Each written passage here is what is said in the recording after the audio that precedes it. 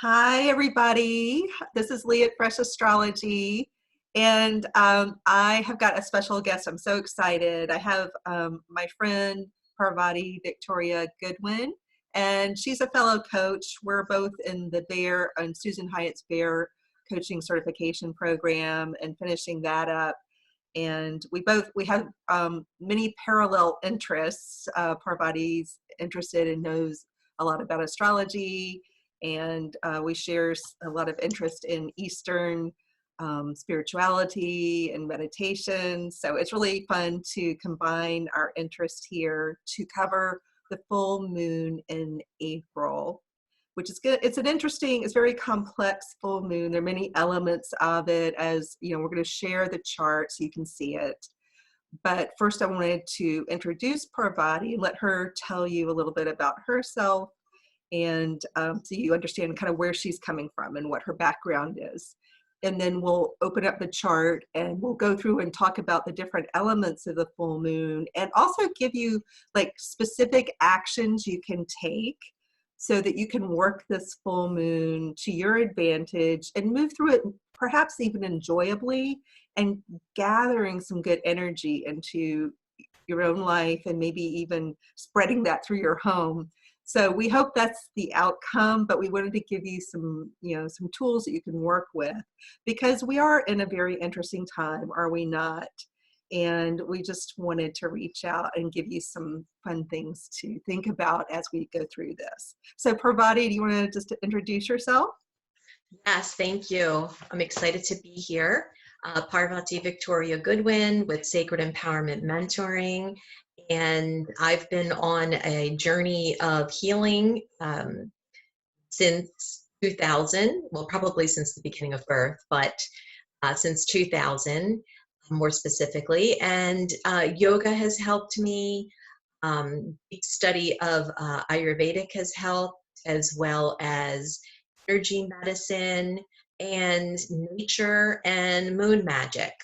Eventually, I became a Wiccan Christian priestess as well. So combining pretty much all spirituality that is moving forward in the highest vibration of love.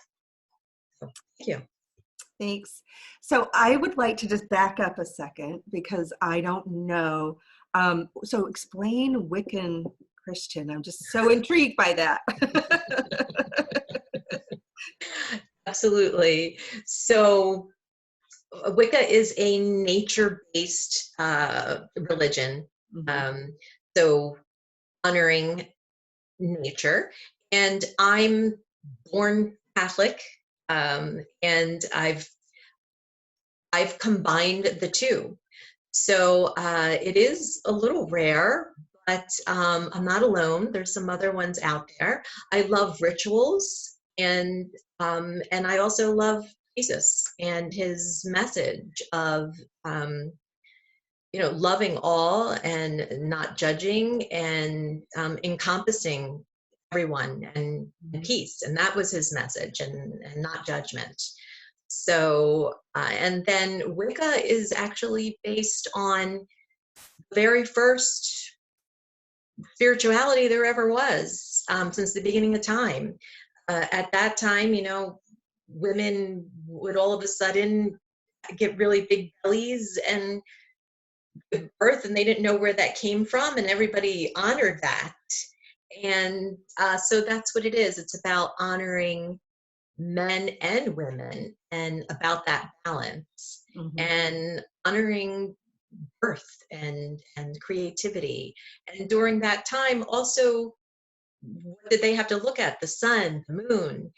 And so they were using that and the cosmos as their guide, and looking at the moon as far as when it's a new moon, eventually farmers planting their seeds at new moon and harvesting at full moon.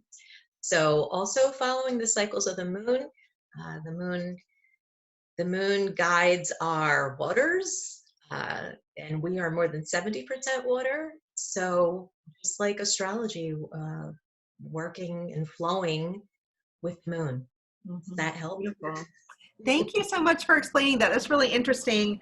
And I resonate with that because I have a Judeo-Christian background. I grew up in the deep South, and so I definitely, spent my summers going to, Bible study camp. And so it's interesting that I became astrologer. And then I kind of branched out and wanted to learn more about world religion. And so now I'm more kind of I have my own spiritual feeling and thought and practice that's just unique to me. So I totally get, still honoring where you came from and then building on it. Building on it, so it's not just the static, stale thing that you're taught that you never question, you never change. I get that. So I'm so excited you're here. So what we're going to do is I'm going to now share my screen where I see the chart, and Parvati can see it too. And then we're just going to go aspect by aspect and talk about the different elements of this full moon. So let me share. All right, Parvati, can you see that? Because hopefully that means everybody can see it. All right, good. Okay, so what we see here is this Libra full moon that's coming up on the 7th of April. And I'll just start. We have 7 things you can do, and so we picked 7 because there are 7 pretty strong aspects to this full moon. There are also 7 chakras. We wanted to work with Parvati's system of, looking at chakras. And then we wanted to give you 7 things you can actually do. And we actually have way more than 7, but they're loosely organized into 7 groups, types of things you can do. So we'll start with the actual moon, which is in Libra. And when you have a full moon, the moon is opposing the sun. So as you can see here on the chart, the moon's over here. That's the symbol for the moon, which most people probably know. This is the symbol for Libra. It looks like scales. You can almost picture like legal scales. And then if you go over this red line over to the other side of the chart, this is the icon for the sun. This is the icon for Aries. And so when they're directly across from one another, that's called opposing. And the opposition is not the big deal here. It's more we're going to look at the symbolism of Libra around this full moon. So with Libra, you get justice, fairness, love of humankind, and the moon, and that's combining with elements of the moon. So it's watery, it's your emotions. So there's kind of a lot of heart here. When you have a Libra moon, you get this idea of big love, kind of love for humanity, and maybe big emotion, but it could be very warm emotion.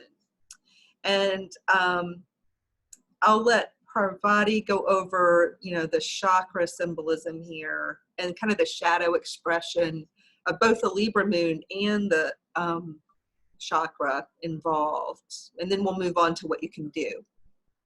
Okay. All right. So for the chakra expression here, I'm putting this in the sacral chakra, which is the space in between our hips. So that's our center of water, of fluidity, of emotions, of sexuality, sensuality, feelings. There's a lot of feelings going on, and also change. Water changes. Water flows from being frozen to melting to completely evaporating. So flowing with those changes, and it's also the place where it is the sweetness of life. In Sanskrit, the word is swadhisthana. So it kind of translates to where our soul abodes. And then the shadowy aspect here, so we're looking at light and the dark, which is life, light and dark, yin and yang. And so when this is not in balance, what happens is it's expressed as guilt. Yeah. Yeah. Guilt. Right. So that's interesting because you have guilt, which feels pretty bad. And then you have the feeling of sweetness of life. And Mm, that's sort of the yin and yang. And mm, I love pairing the chakras with these elements of the chart, Parvati, I just have to say. So we put together, the two of us put together this list of things you can do. mhm. So Parvati's was saying, because of the sweetness of life of the sacral chakra, you want to, look in your own life for finding the sweetness of life. Where does it exist around you and inside of you? Most of us are like sequestered in our homes and can't do very much.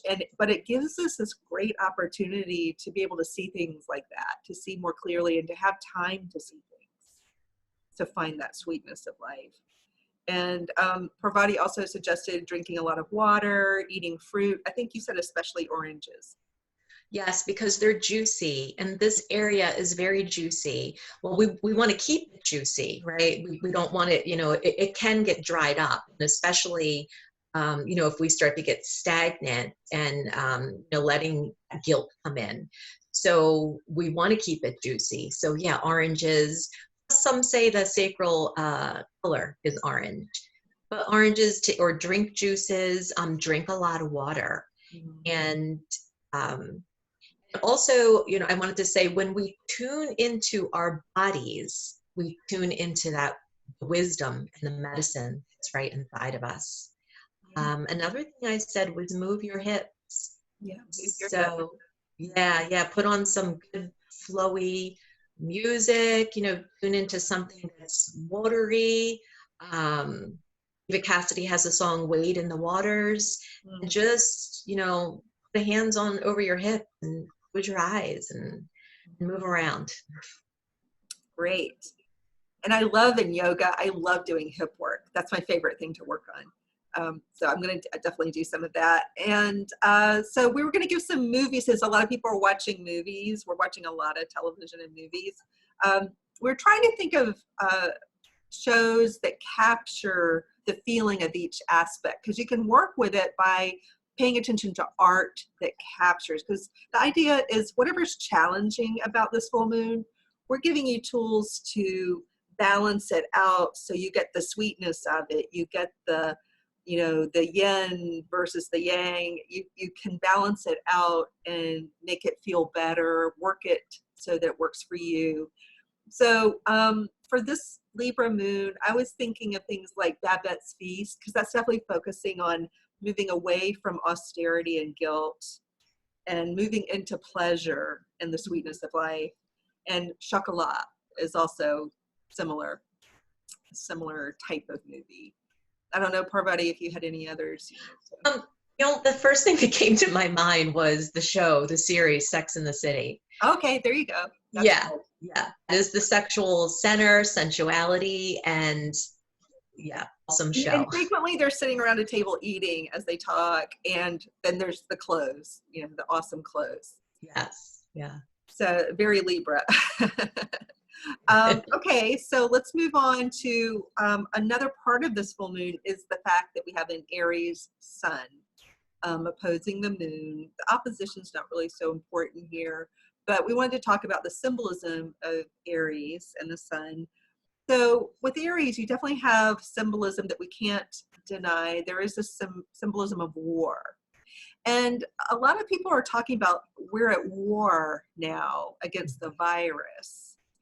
So it's expressing itself that way, I think. But Aries is more than war. It's more than aggression. It's also energy, passion, action, and it's sort of our fire. It's what fuels us and lights us up in many ways. And so Parvati had linked this to the root chakra. So do you want to talk to them about Yeah, that? yeah. And so normally fire would be the solar plexus chakra. Mhm. We linked it to the root chakra here because what's happening is happening globally. It's happening to Earth. It's bringing up that fiery energy. So it has to do with self-preservation, which is root chakra. Each chakra has an area of self that we are bringing into balance. And this area is self-preservation. I'll go back to that, to the sacral center, which was self-gratification. I didn't say that. So self-gratification there. And then root chakra is self-preservation. So we are in this mode of, you know, how do we preserve ourselves? How do we preserve humanity? And it's also our physical health. And so the shadow part here is fear. And, you know, right now it's important that we, you know, pay attention and see when that fear is showing up and it slips in.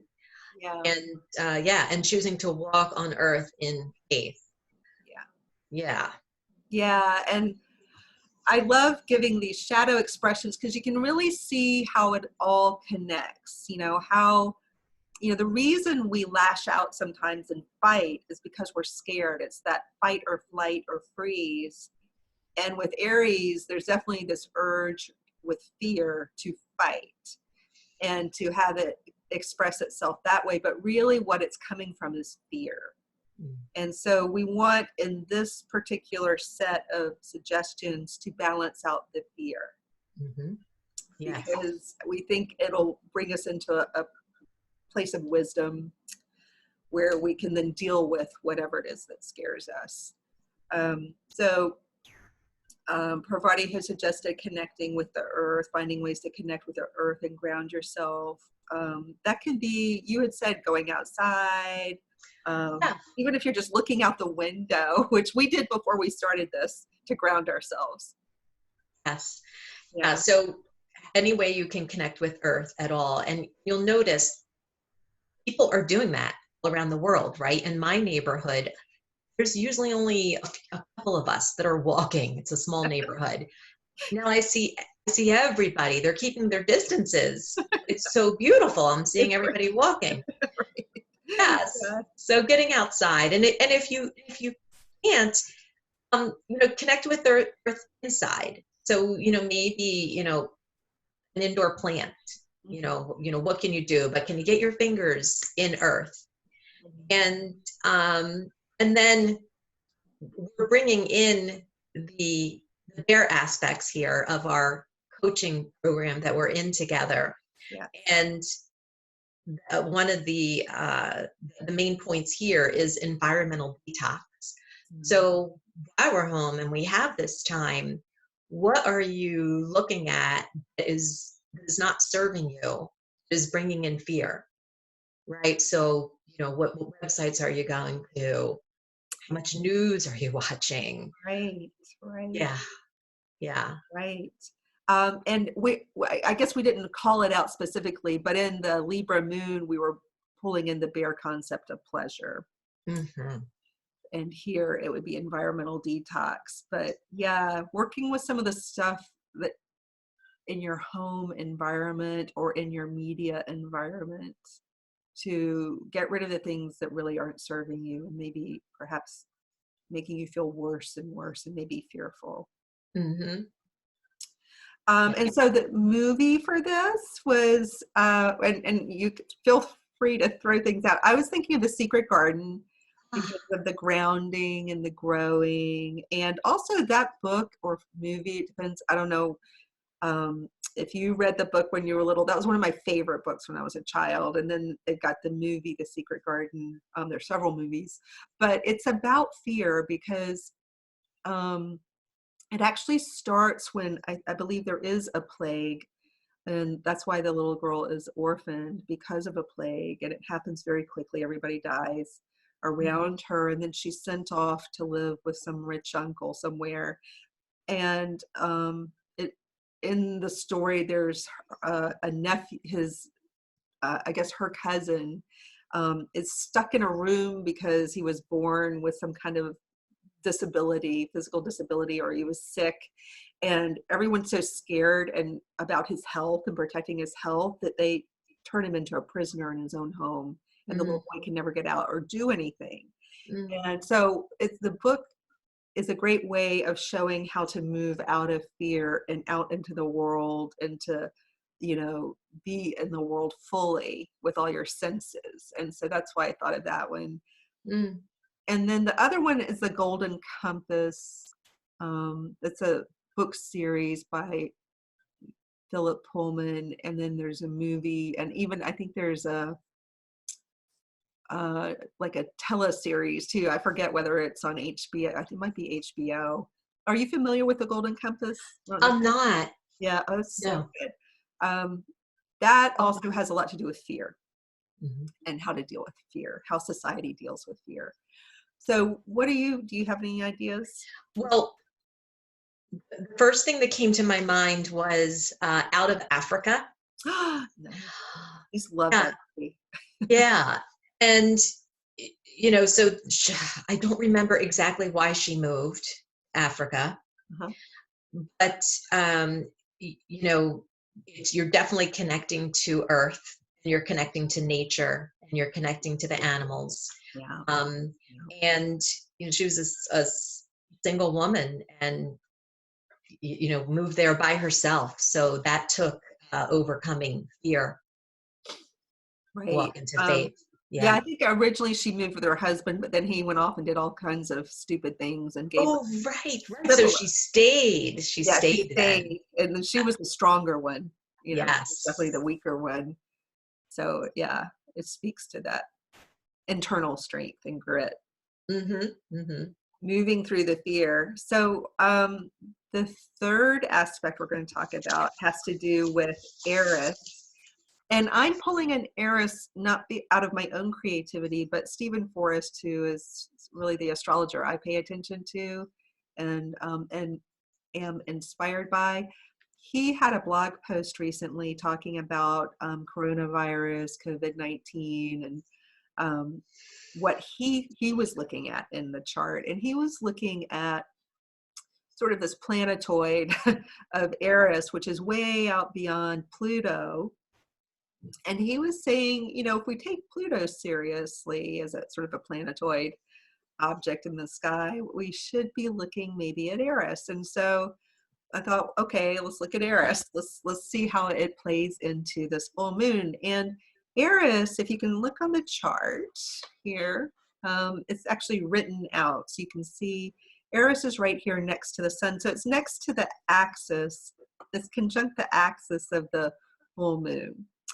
And so it is playing into the full moon. And so Eris is symbolic. It's richer than, you could talk for hours about Eris, but it's symbolic on the surface of disruption, chaos, and disagreement. That's sort of how Eris is talked about, although Parvati and I had a long discussion about how it's much, much more than that. And it's interesting how we kind of came to this idea of the third eye being Mm-hmm. what symbolized Eris, but it's really in looking at polarity and kind of the yin and yang of life, and the this versus that. We live in a dualistic world where there's always, if there's one thing over here, there's an opposing force over here. And we thought that Eris, when she's seen as a disruptor, she's pulling things out of balance in that dualism. And so we started coming into this idea how it's really wisdom that she's seeking. We think there's a wisdom underneath it, but it can present itself as chaos and disruption. So you want to take it away with the third eye? Absolutely, yeah. And it's also, you know, strong. Like this is also a gift. It's hard to look at it that way, but it is a gift. When we look at it that way, we can bring in more gratitude, and also it takes us out of illusion and into clarity. So the demon here per se would be illusion, which would bring us into that chaotic energy. And this is our center of intuition, the third eye center. So that's our center of intuition, of imagination, and it's tuning in. So yeah, this is about tuning into ourselves again on that intuitive level. And also intuition versus logic. Now we have to have both, but our world has been, at this out of balance, like a seesaw with, only logic, logic, logic. When there's this world, this internal world, which we know, and so having that intuition and coming into that logic.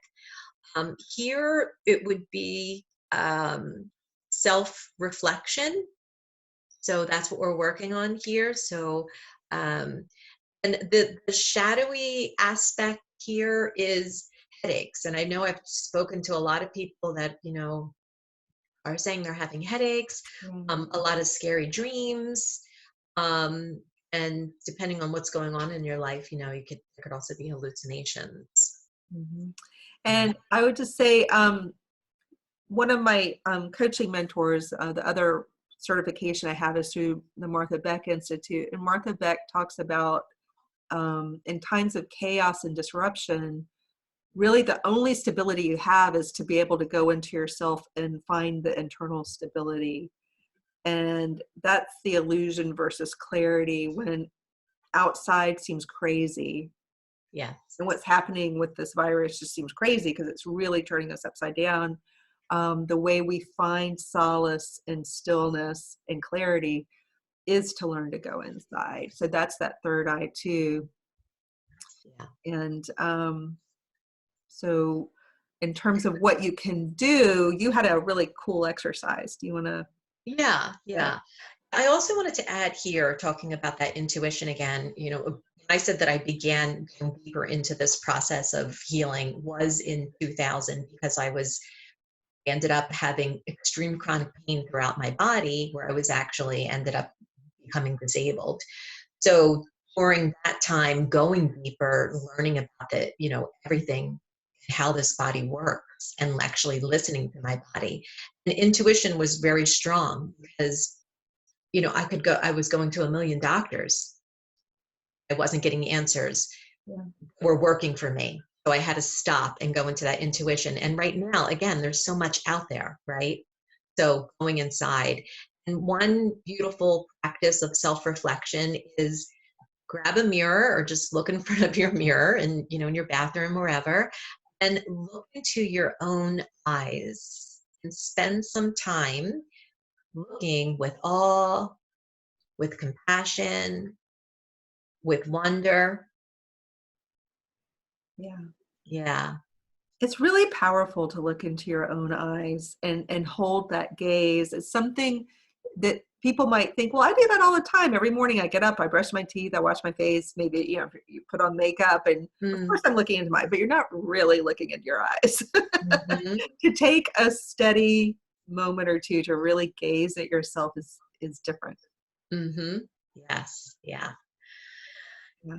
And then we also put in a bear tool here. Mm-hmm. So we put in the bear tool from our coaching certification class, which is mind detox. So the thoughts that we're thinking, really paying attention to that bad girl or bad boy in the head. Mm-hmm. And how can we choose a better thought or even a neutral thought? Mm. Yeah, Yeah, so that would look like the world is ending might be the thought in the head. And then the neutral thought would be maybe, what if the world isn't ending? You could just turn it into a question. What if it isn't ending? Or the world seems like it's ending is even a little gentler. The world is ending. You pull back from it just a bit by, well, it seems like it's ending, but then maybe it's not. Exactly. So you could play around with it, like what's a slightly better thought, and then you can kind of shift yourself away from the edge of darkness. Absolutely. Yeah. Yeah. So for movies, I was the minute I heard Stephen or heard, I was actually reading. When I was reading his description of Eris, and I was like, well, wait a minute. Yeah, she's the disruptor. But I immediately thought of the movie Maleficent, the Disney movie. And I think that movie so beautifully portrays why someone turns into a monster, why someone turns into somebody who causes chaos on purpose for pleasure, seemingly, and disrupts things on purpose, seemingly, because they enjoy it. It's because if you watch that movie, when she's a girl, she's just this beautiful little girl, and then she's a young woman who falls in love, and the man she falls in love with, she's born, it's a magical movie, so she's born with these beautiful big wings, and she can fly around and do cool stuff. And he comes in the middle of the night and cuts her wings off, and which hurts a lot because it's a physical, surgery, and also it just takes her power away. And so that does something to her. She reacts to that by feeling a lot of anger and sadness and hurt, and then acts out. I think it's a beautiful way to understand Eris and get in a little deeper what's underneath the chaos. And then I was like, well, what are some other, if not everybody's seen Maleficent, maybe they've seen Wicked or read Wicked. I think that's a similar tale, how somebody who's really just a normal person with a heart and feelings can suddenly have green skin and, go bad. So, or maybe she was born with green skin. I think was she born with green skin? She was born with green skin. Yeah. But suddenly, her heart turns green or something, through the process of being hurt over and over again. Mm-hmm. And then the flip side is the Wizard of Oz. There's a lot of chaos, like Dorothy, through her wish for change. She's yearning so much as a teenager to change that I think the Wizard of Oz is a lot about teenage energy. Like there's just this need for fantasy and chaos and disruption as someone ages up. They're trying to find their own independence. And the Wizard of Oz explores that really well. Love the Wizard of Oz. I was actually the witch in the Wizard of Oz in high school, and that was a profound time. And the Wizard of Oz is actually a journey through the 7 chakras. Ooh. Yeah. So the first one, her roots, she's lifted up out of her home, right? Yeah. And ooh, I just got chills. Yeah, that's it. Yep. Boom, she's gone. First root chakra, lifted up, moved. Fear, right? First comes in fear. So then she's looking for, how can I preserve myself? Yeah. Cool. Oh, that's so fun. We're going to have a whole other discussion about that on the side, Parvati. Definitely. Yeah. It's one of my favorite stories in terms of it explains mythologically and symbolically so much. There's so much there. Yes. Yeah. Yay. So the movie I came up with yes, is Devil Wears Prada. Ooh, I love that. That's good.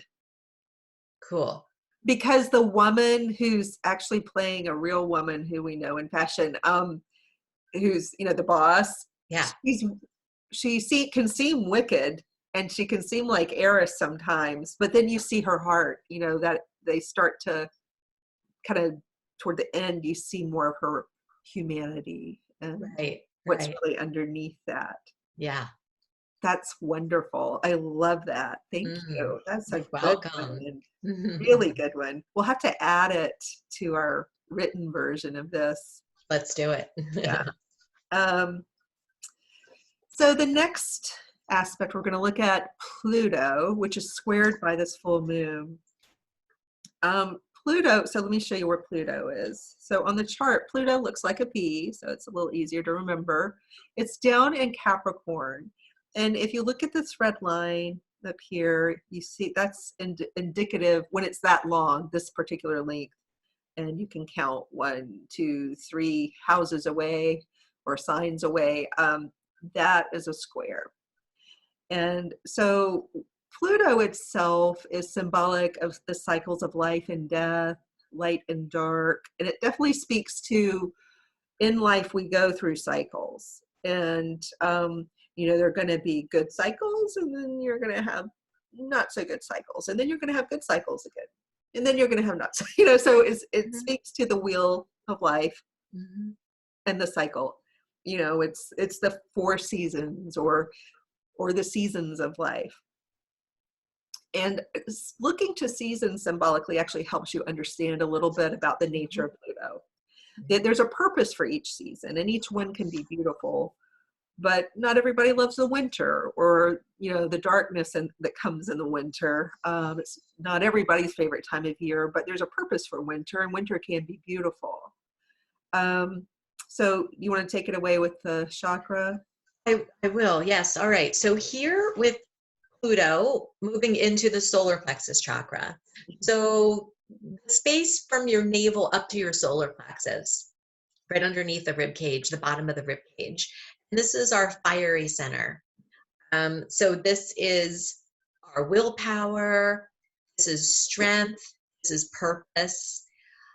This is, in Sanskrit, it's Manipura, which means city of gems. So this is like our worldwide hub center where we're getting all this information and it's going out. And there's actually a beautiful, beautiful, lustrous gem here. Each chakra has one, but this one is known for the city of gems. The shadowy aspect here would be shame. You do something, you're like, no, I'm going to do this. I'm going to act. Then you do it. And then you're like, oh, now I feel shameful. Maybe, and you start to doubt, like, was that the right thing? Was I imbalanced when I was doing that? Yeah. And I wanted to point out that the reason we linked this with Pluto is the word strength, willpower, and purpose, because Pluto, when you see Pluto in a chart, that is your power. We sometimes in astrology, people think of, well, Pluto has power over us and dominion over us. And I'm always trying to say, well, wait a minute, this is you. When you look at the chart, this is you. And Pluto shows where your power is and how you can be powerful.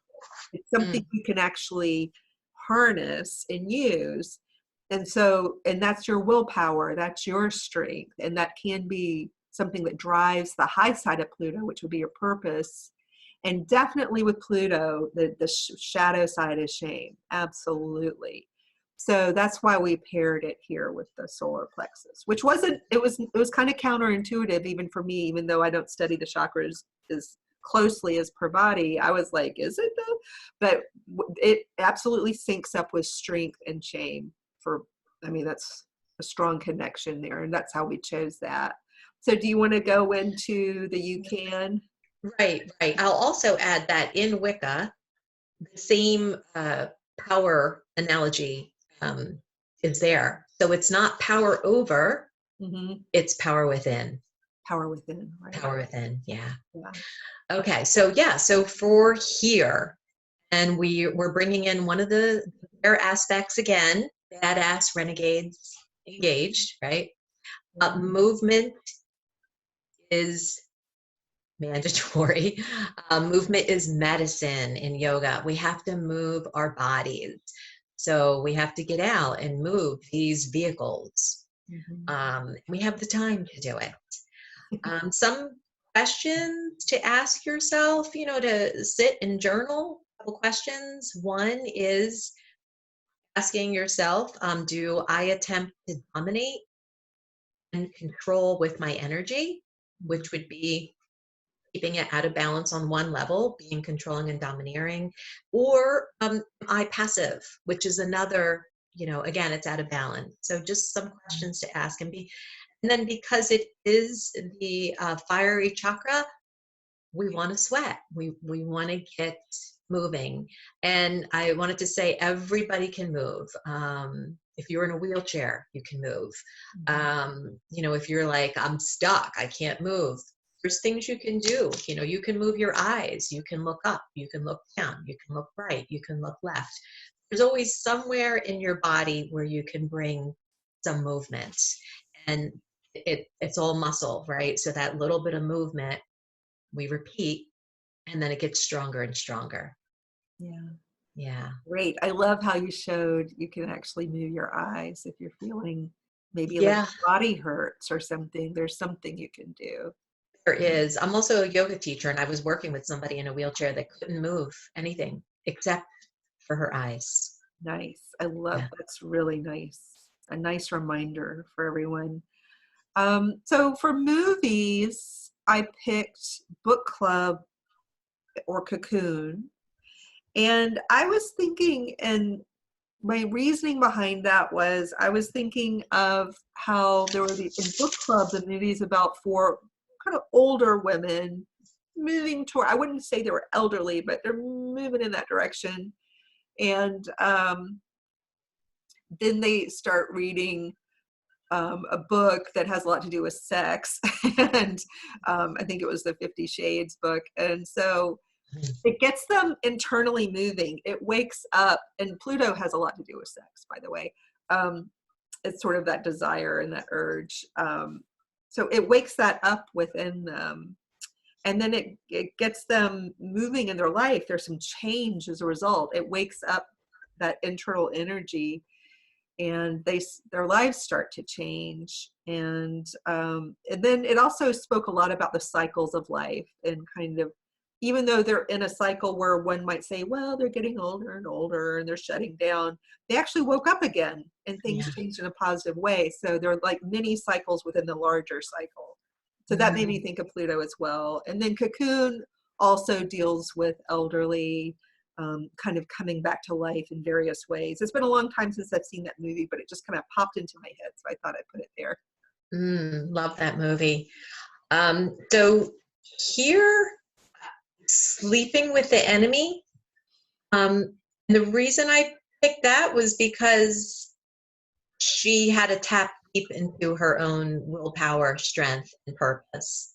Nice. And there was a lot of sexual energy in the beginning of that too. Mm-hmm. And then at the end too, but in a better way. Yeah. Yeah, there's a lot of sexual energy with Pluto. So great. All right, well, let's move on. So next we have, also down here next to Pluto, if I go to the chart again, if you see my cursor, right next to Pluto, almost on top of each other, this symbol here that looks like a fancy number 4, that is Jupiter. And that, because it's next to Pluto, is also squaring, the moon and the sun, and therefore the full moon. And Jupiter is symbolic of luck and abundance. Sometimes, it's the thing in astrology, people are waiting until Jupiter comes into their sign or goes into their money house, so it's seen as a good, benefic planet energy.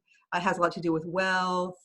And it definitely seems lucky, but there's another side of Jupiter where things can go out of control and escalate very quickly, and almost, I'm thinking of, in the Disney movie Fantasia, there's one of the little mini clips has Mickey Mouse helping the wizard, and then the wizard goes away, and Mickey Mouse starts trying to play with the wizard's wand or something. I forget exactly how it goes. And suddenly there are all these exploding buckets, and they're like more and more buckets running around. And so it makes me think of that scene, because things can start to go kind of crazy when Jupiter's escalating things. Things seem way out of control, like suddenly. And I think with, the virus situation, we're definitely seeing how there's this tsunami effect and this exponential impact from the sheer numbers as they grow and grow and grow. And so that's, you can definitely see it in the outer world. What's important to remember here is Jupiter is still good luck. It's still a benefic. So it may be hard to see that for some people right now, because, if you're working in the ER right now, it does not seem lucky. It's not seeming lucky. If your family is impacted directly by, COVID-19, it does not seem lucky. And we get that. But we think probably in some ways we're experiencing both the yin and the yang of Jupiter, the good and the bad. But there are silver linings that may not be seen now, but will be seen later. Mm. So do you want to? Sure. Okay. So for Jupiter, put in the crown chakra. So right at the crown of your head, you can even place a hand there if you want. And this is our connection to your God, to your source, to your higher power. It's also awareness, and we're all moving into awareness right now. The word corona actually means crown, and it's our connection to infinity and wisdom, deep wisdom. May our knowledge become wisdom. May our wisdom become light. I think that was a quote from somebody. It's taking the high road, and so pausing and taking the high road. And here, each chakra, we have a right, and here we have the right to know. Mm-hmm. So we have that right. The shadowy part is attachment, and that is something that on spiritual paths that we definitely every spiritual path goes into where can I detach, detaching from outcome, detaching from emotions. So yeah, learning about detachment, because when we're stuck with that attachment, it gets out of balance.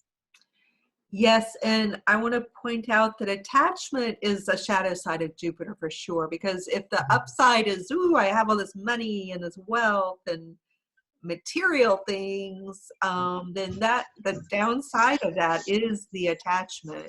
And it's a spiritual downside and can be a snafu for people who do become wealthy, and things start to go well materially. It can get, kind of rough if you start getting too attached. So it definitely fits. So do you want to talk about what we can do? Sure. So pray. So prayer is talking to God, and meditation is listening. Each morning for me right now, when I wake up, I don't have a choice. This is just how it is. I wake up. Where are you, God? Goddess, where are you? And then I get, okay, right here, and all around you. And then another aspect to do, and it's something that I do give my clients in Sacred Empowerment Mentoring, is creating your own sacred space in your home. And it could be a corner, it could be a shelf, creating somewhere where, maybe it's an altar, somewhere where it's yours, it's sacred, where you can, find some solitude and some peace, and just spend some time there. We also talked about, just believing in miracles. Yes. Yeah. That's Saint Teresa, right? Yeah. And then in the bear process, we plugged in making a scene. I put make a scene here when I give home plays to people to do. So making a scene is, you're making a scene, and we're seeing a lot of people right now making scenes even socially that weren't maybe doing like Facebook lives and different things, and they're just out there talking, and they're showing their creativity, and they're showing what they made, or sometimes they're showing how they're feeling, which maybe is low or is high. But there's a lot of scenes being made. Yeah. And I connect this one to when we are in the alignment. We talked about this lately. When we are in the alignment with truth of the divine and the universe, we're making that scene for a higher power. Nice. Yeah. Beautiful. So for movies, some symbolic movies that are in alignment with this aspect of Jupiter right now. I picked two, and Parvati may have some, but I picked Eat, Pray, Love. And Eat, Pray, Love is almost Elizabeth Gilbert's journey through the chakras, because she starts with eating, which is more of a root chakra, or lower chakra, and then she's kind of moving up to moving up, and maybe not totally in order, I don't know, but it does seem a bit like it's a journey through the chakras. And but especially that the higher things of pray and love, there's this journey here, so that seemed to kind of speak to this. And then it's a very Jupiter feeling kind of movie. There's this travel, this expansiveness. It's global in scope, and she's enjoying the fruits of the globe. And then similarly, but a different tone of movie, is the Darjeeling Limited. I don't know if you've seen that one, but yeah, I don't remember it exactly. Yeah. But, yeah, and I love Eat, Pray, Love, and I love Elizabeth Gilbert. She's my, I'll follow her to the moon. Yeah. So do you have any other thoughts on I'm trying to think here. I have one. It's a little silly though, but it's one of my favorites. It's an oldie. So it's Desperately Seeking Susan. I love that movie so much. I love that movie. It's so goofy and fun. It's really yeah. fun. I love it. Yeah. And so as far as, spiritually, she definitely goes on a deep journey, and she, she finds herself and ends up just listening to herself. So it's so great because she finds herself in this really goofy, funny, offbeat way. Yeah. And it goes to show how you don't have to, like, Elizabeth Gilbert's journey is more cinematic feeling because she's traveling. She's specifically going to an ashram. And Desperately Seeking Susan, it's like she, it's just so awkward and goofy, and that's her journey, but it leads her to the same place, or a similar place. Yeah, and she has amnesia, right?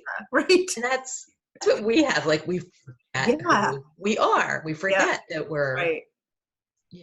We're sacred, and that we are walking with our source. So that's a great hero's journey, because it's not real life, because most of us aren't going to have exactly that journey, but our journeys can be a little messier like that. Mm-hmm. Kind of messier, unintended enlightenment. Yes. I like that. That's good. So now we're going to move to the next aspect, is Saturn. So let me show you where it is on the chart. Saturn's down here.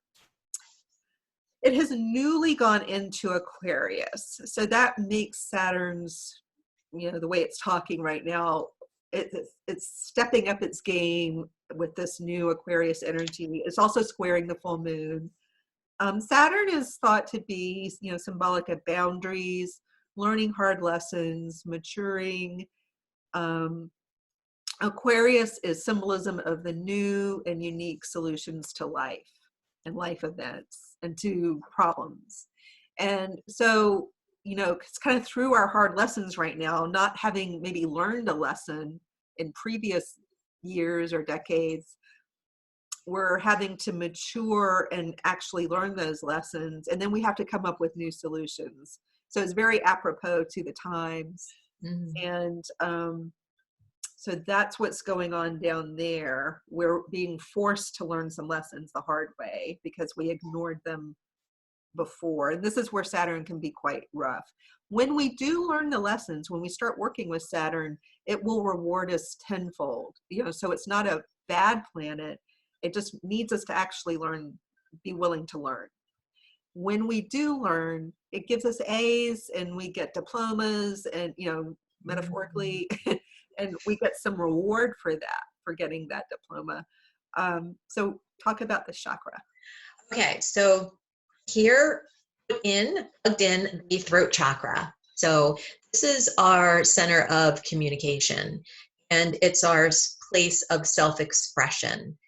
And so we're talking about boundaries and learning hard lessons and maturing, and we're all learning to listen and also to speak clear communication.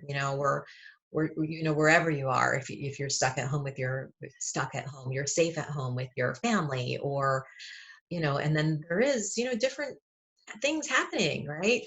Everybody has feelings, and we're going through all, this whole journey of the chakras. So learning to have those boundaries and learning to choose, again, higher ways to navigate through this. The shadow expression here is lies. And, most of us think, well, I don't lie. And then, go in a little deeper and, okay, what did you say that, really wasn't true, or you didn't, you left some part out of it, or, well, I don't want to hurt somebody's feelings, so I didn't, really say the truth. Or, how are you? Well, nobody wants to hear how I really am. So That's like the biggest lie people say is when they answer that question, because they nobody feels like they can really say what's going on with them. right. Yeah. So some things to do here. Number one, 3 times a day, gargle with salt water. A little bit of water, lots of salt. And, spend, a couple minutes gargling with that salt water, clearing this up. And then in the bear process, declutter your closet. So this is, I feel strongly about, why one reason this is happening is consumerism, and, what that effect is on the world and globally. And so decluttering, cleaning out your closet, and we have time, right? So, and when you declutter your closet, and that's what you're wearing, so that's part of your self-expression, and choosing, what do I want to wear that really expresses me, that I feel comfortable in. Right. Yeah. What clothes are lies right now? Ah, This isn't really me, or yes. this doesn't really fit, or this isn't my color. What clothes Yeah, are lying? Yeah. yeah, yeah. And gargling with salt water, Parvati and I were talking about this. This is an old-timey remedy, and goes way back. This is actually, I was watching a series of short documentary films that were done by the Alabama Department of Health a while ago. And they were interviewing the people who are still alive who lived through the 1918 flu pandemic. And a couple of these octogenarian, no, they were well into their 90s, and one woman was 100. They talked, some of them mentioned gargling, because these are the survivors. These were the people who survived. They Yeah. talked about gargling with salt water, and one woman said that may be why my family survived. Mm, And so, yeah. and I know my dad did that, and I think his mom taught it. So that was passed down as a method of staying healthy. And we're connecting with the elements again, right? So when we connect with those elements and we use the element for healing, Mhm. we're using the element of earth, which is our root chakra, Mhm. and we're also bringing in salt, salt, with element of earth, right? Then we're water, which is our sacral chakra. So connecting with those elements. Yeah, and kind of balancing all those energies. So, Mhm. and it's also in terms of decluttering being one of our tools, our coaching tools for this particular aspect. When you're gargling salt water, it is a decluttering. It's kind of gross, but it's getting all the stuff that's in there to shake loose and move. Yeah. So, so for movies, I had thought of The Other Woman, which is more modern, um, kind of a chick flick, but really fun and funny. Have you seen that one? No, haven't seen Oh, many new movies. I want to see that. okay. I'm making a list of That what I'm one's going to actually watch. really fun. And then Peggy Sue Got Married is an older one, but now I'm trying to figure out, they were learning lessons, hard lessons about boundaries, Yeah. and they were going through a maturing process. and Yeah. finding kind of new, unique solutions to the problems they were. And then there was a lot about lying and Mm-hmm. or seeing things the wrong way, Mm-hmm. thinking things were the way they were, but it's not really that way. So Mm-hmm. sometimes our thoughts and our perceptions are lies. You know, they're not Yes. verbal lies we're telling, but the way we see something is a lie. Yes. So I think that's why I chose them. Do you have something to add? I do. I have Moana. Ooh, I love Moana. that's a good one. I like, Oh, yeah. yeah. And she had to grow up. She had to go through a lot of boundaries. Yep. She had to speak up to her father. Um, she had to do a lot of self-expression. There Yeah. were lies. Her whole past was hidden from her. Right. Um, and yeah, so Moana, if you haven't seen that one, oh, Nice. Yeah. A good one yeah, to watch right now. yeah. Okay, so for our final aspect for this full moon in Libra on April Yay. 7th, we have our 7th aspect, and that is Venus. So let me point out Venus up here. We thought we'd end on a very positive note Mm, because we've been talking about squares and oppositions up until now, mhm, which are the red lines here in the chart. And those, it's not that they're bad, but they're a little more challenging. You can work mhm, with them though. That's why we're giving you tools, because you can work with them to mhm, grow and improve and move yourself forward, but they can feel sometimes challenging. But here's this beautiful trine. A trine looks this way. It's got these beautiful blue lines, and it's trining Saturn, Jupiter, and Pluto. The things we were saying were a little tough. Um, Venus comes in like this beautiful balm. And Venus is also speaking up at a time when the moon is in Libra, which is kind of the patron sign for Venus. So there is definitely some synergy there. And so Venus, most people understand a little bit about the symbolism of Venus, but it's love, and also it's love romantically, but it's also the bigger love mhm, for justice, fairness, how you treat people. So it's kind of this love for humanity that has mhm, higher ideals. It's got very high ideals. And it's that big love that we see also um, in the news right now amidst this chaos and the darker stuff. We see people leaving on their front porch toilet paper and hand sanitizer for the delivery people. mhm, We see all kinds of acts of kindness and this larger love playing out right now. So it's definitely present. This will be this big generosity of spirit and the desire for fairness and fair treatment is going to be ruling this full moon. It kind of speaks, it's the highest point of this full moon. And so it's really good to kind of feel into that energy and kind of vibe with that energy to get the most out of this. mhm. So, Yeah, so here we are in our heart chakra. So we're ending this. And you said earlier about like one movie, like or something about maybe the chakras not being in that order. Well, we don't go in order, although we have them lined up. When we're working them, they're all over, and we're coming back to them all the time. yeah, So does that make sense? yeah. Okay. So the heart is the balance. It's the bridge that we cross from the first three chakras, which are connected to the physical world, and then we move into the heart, and then we move into the top three chakras, which are connected to the spiritual world. So this is self-love. It's self-acceptance.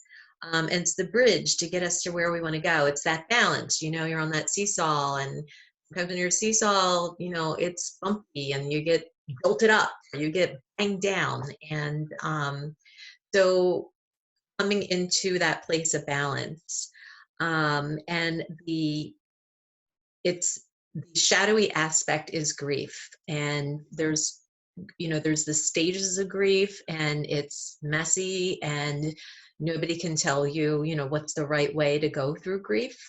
Right. um so but one peace peace is here. And when we can, just some things to do is just placing your hands, over your heart, and just begin, to listen to those subtle vibrations of the heart. Yeah, and it would look, kind of like this. So, Yeah. yeah. Yeah. And then, like, if you just bow, like you did this, Lee, earlier, when we were talking, you just bow your mind to your heart. And, eyes closed, and just connect. Just see if you can feel the subtle vibrations of your heart. If you can feel the heartbeat, the heart has so much wisdom, and notice the sensations, and ask your heart to guide you. And then from there, when we can send out peace, when we're full of that peace, then we share it with others. Mhm. And it's energy. So, even somebody, on the other side of the world is going to pick up that energy, more vibrating peace. Yeah, and really trust that. I mean, I do feel the truth of that, and it may be hard for people who aren't accustomed to thinking that way it may seem like what? But it really there's a deep truth to that when we get right within ourselves and we find that place of love that includes loving ourselves and not judging ourselves, it radiates out in a big way. That's a miracle, I think. That's the kind of miraculousness of doing that internal and that exercise. Mm, The miracle involved there. yeah, definitely. So for movies, with Venus, I just went straight for Jane Austen. And Pride and Prejudice. There are tons of Jane Austen. Like, I'm a Jane Austen aficionado, but I just threw out Pride and Prejudice because that's one that most people are familiar with. And then I didn't mean to use the word Austen here, but I thought of Austin. I was thinking of a funnier version of working with Venus, but Austin Powers is like a quirkier, funnier way to look at Venus. Yeah. Um, hmm. Well, there's Love Actually. The Ooh, cute. that's a good That's one. a cute movie. It's all Yeah, about love. yeah. Yeah. I'm thinking Okay. of a book here. I don't know if it's a movie. Love in the Time of Cholera. Oh yeah, yeah. That's a good one. That very, very of our time. Yeah. Yeah, Yeah. nice. Well, so that's it, guys. Those are the Woo. 7 aspects of this full moon. We really broke it down for you, gave you lots of stuff to watch, to do, to think about, to notice about yourself and your experience. And feel free in this video, underneath, to ask questions in the comments section, and Parvati and I will come back in and, every so often and reply if you have questions or anything you want to know. Parvati, do you want to give them your website so they can contact you? Yes. Yeah. Please contact me. I can be reached at www.sacredempowermentmentoring.com. If you go on that page, you can click and get some free gifts. You can get an energy and protection and a chakra balancing meditation. I'll also send you a PDF on chakras. And in addition, I offer our first session is complimentary.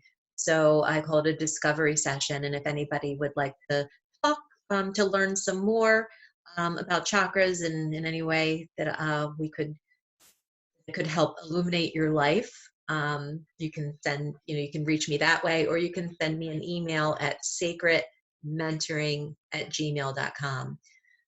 Great. Thank you Yeah. so much for being here today, Parvati, and Thank doing this you. excellent work. It was really fun putting this together. I truly enjoyed it. And so I'm going to sign off now. All right. Thank you. Bye. Super fun. Yeah, bye. Bye.